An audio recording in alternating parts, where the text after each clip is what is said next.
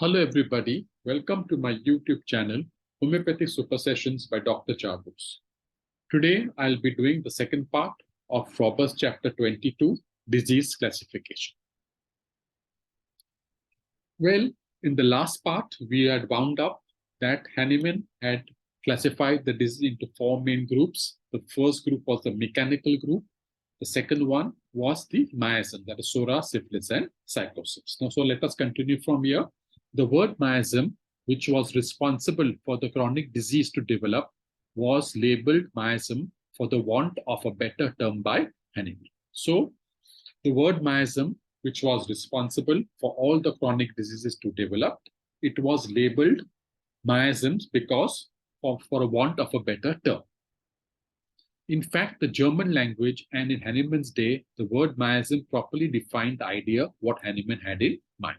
However, in the German language and during Hahnemann's time, the word miasm properly defined the idea what Hahnemann had in mind. So whatever Hahnemann had in mind, the word miasm had reflected his thoughts correctly. In the development of modern diagnostic terms and in the English language of today, this designation seems to be out of place and a word of explanation is needed. But however, in modern diagnostic terms and in the English language of today, if we see the word miasm, it is quite out of place and an explanation is needed. According to the common definition, miasm is defined as a polluting exhalation or a malarial poison. So according to the common definition, the miasm is defined as a polluting exhalation. That means what? It's some pollution which pollutes the atmosphere, or it is a malarial poison. However, the word in English does not interpret intelligently Hahnemann's meaning. However, according to the English language, the word miasm does not interpret intelligently Hahnemann's meaning. Thus, the residual poison of syphilis and gonorrhea that have become, according to Hahnemann's classification, the miasm of syphilis and psychosis might better be termed as the stigmata of syphilis and gonorrhea.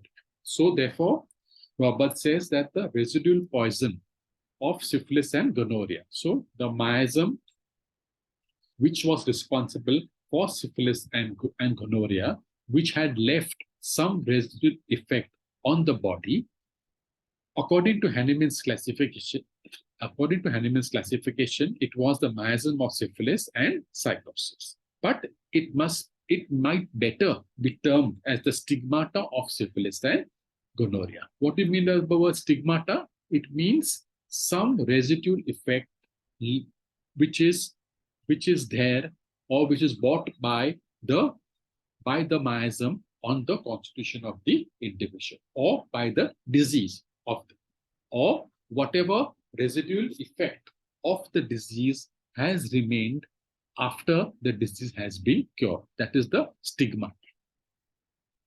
The effect of either virus affecting the primordial cells. The primordial meaning what? It's a group of cells that constitutes the development of an organ or is a part of the embryo.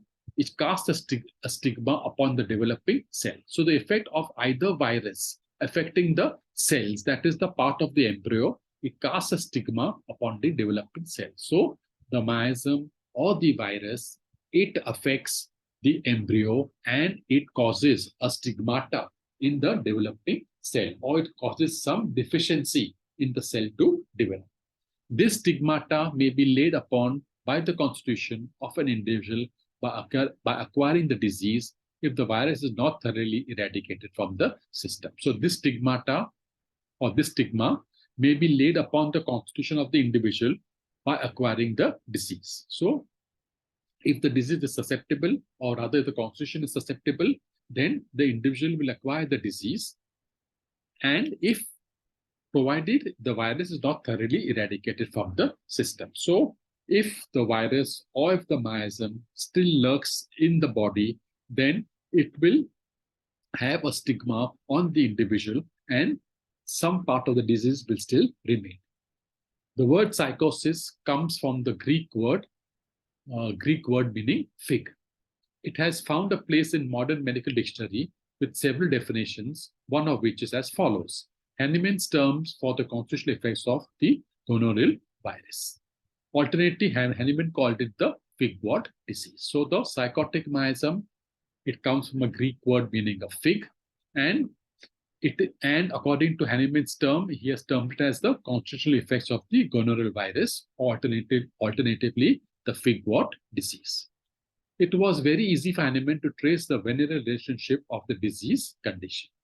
He soon found it easy to recognize the identity of the group. So, with respect to the venereal diseases, Dr. Hahnemann could easily trace the relationship of the venereal disease, and thus he could recognize the identity of the group.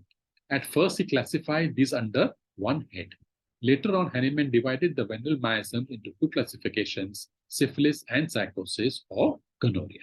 So, initially, Hahnemann had made only one classification of the venereal and the non-venereal diseases, but later on he divided them.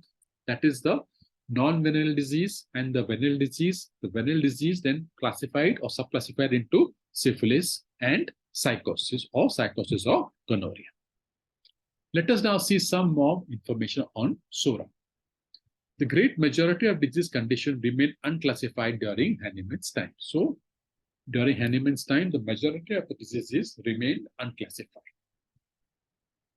Through endless difficulties, Hahnemann traced these hitherto unclassified diseases and gave them to the name of psora. But Hahnemann solved this difficulty of the diseases which remain unclassified, and he classified them under the name of psora. So, all those vast diseases, Hahnemann had classified it under the name of psora itself.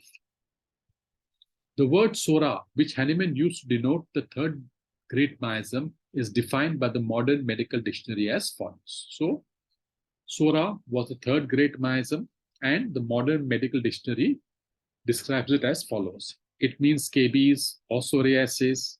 Hahnemann's term for the itch dyscrasia, defined as the parent of all chronic disease, thus the skin diseases, neoplasm, insanity, etc.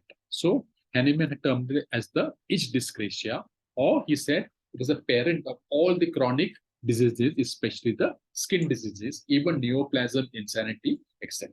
So, you can see so many diseases has fallen under the name of psora. It was similar to, though of more extended application than the herpetic diagnosis of French writers, and the definition adds leprosy and psoriasis. Funk and Wagnall's dictionary defines psora as the itch or some similar skin disease. The itch mite, its derivation actually from a Hebraic word rather than a Latin and Greek. So it is originated from a Hebrew word which means psorat. The interpretation of this Hebrew word psorat conveys clearly the thought Hahnemann had in mind. So psorat meaning a groove, a fault, a pollution, a stigma, often applied to leprous manifestations and to the Great Plague. So the word psora means a groove. That means what? It means there is some groove or there is some dent in which the disease would grow and thrive. Or it could be some fault in the constitution which would attract the miasm towards it, or it could be just an pollution which was responsible for attracting the miasm to the body, or a stigma which was left behind on the body. And he said it's often applied to leprous manifestations and to the Great Plagues. It is the meaning of the original Hebrew word that we must regard as the basis of the term covering the constitutional defects. In the light of modern comprehension, the word psora, meaning a groove or fault, had a greater significance than we have understood.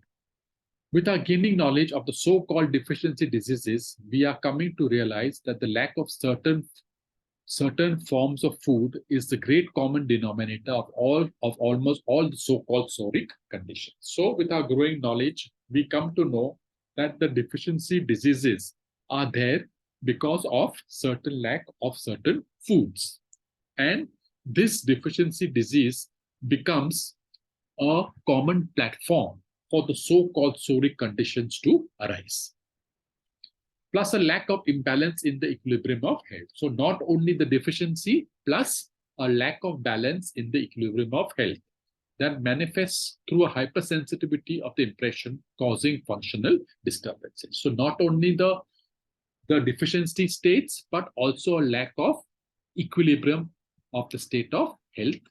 And the person being hypersensitive will cause functional disturbances or the impressions of functional disturbances to be implanted upon the constitution. The vast majority of the diseases of the earth came under this great classification, which has been called the mother of all diseases. So, a vast majority or a big chunk of the diseases of the earth came under this great classification. And that is why psora is known as the mother of all the diseases. Hahnemann found out that there was a traceable relationship between these chronic manifestations and the many various plagues which had troubled the peoples of the earth since the most ancient times. So Hahnemann was able to trace the relationship between the chronic manifestations and also the other disease manifestations, especially of plague, which had troubled the mankind on the earth for many, many years. It manifested in various ways, such as the ancient plague of Egypt, leprosy, itch poison, etc. So its manifestations were different. Each diseases were having a different name, like the plagues of Egypt, leprosy, itch poison, etc. In many instances, Hahnemann found out there was a close connection between such grave infectious diseases and the patient with stubborn recurring symptoms. So Hahnemann found out that there was some connection between the disease manifestation and the recurrence of the symptoms. Hahnemann became convinced that these recurring symptoms owed their existence to the chronic miasms, which he called psora, and that of itself, this condition could never be cured. So Hahnemann, after studying many cases, he came to a conclusion, or he was convinced, that all these recurring symptoms which came in a disease was because of a chronic miasm. This chronic miasm, he labeled it as the word psora. And he said that as long as this miasm is present, the condition can never, or the disease condition can never be cured. The acute manifestation may subside and be quiescent for a considerable period. The chronic state that causes acute or eruptions of symptoms never dies until it is met with a similar remedy. So, the acute manifestation may subside and be quiescent for a considerable period. However, in a disease condition, the acute manifestation may subside for quite some time. But the chronic state that causes the acute eruption of symptoms never dies until it is met with a similar remedy. But however, the chronic state which causes eruptions to come upon the body, it will never die until and unless it is met with a similar remedy. That means what? You have to give the simillimum. You have to treat the patient as a whole. You don't only have to treat the tip of the iceberg, but you have to treat the patient as the whole. So that's all in this part. Part 3 will be, the last part of the part 3 will be coming up soon. Thank you for your patient listening.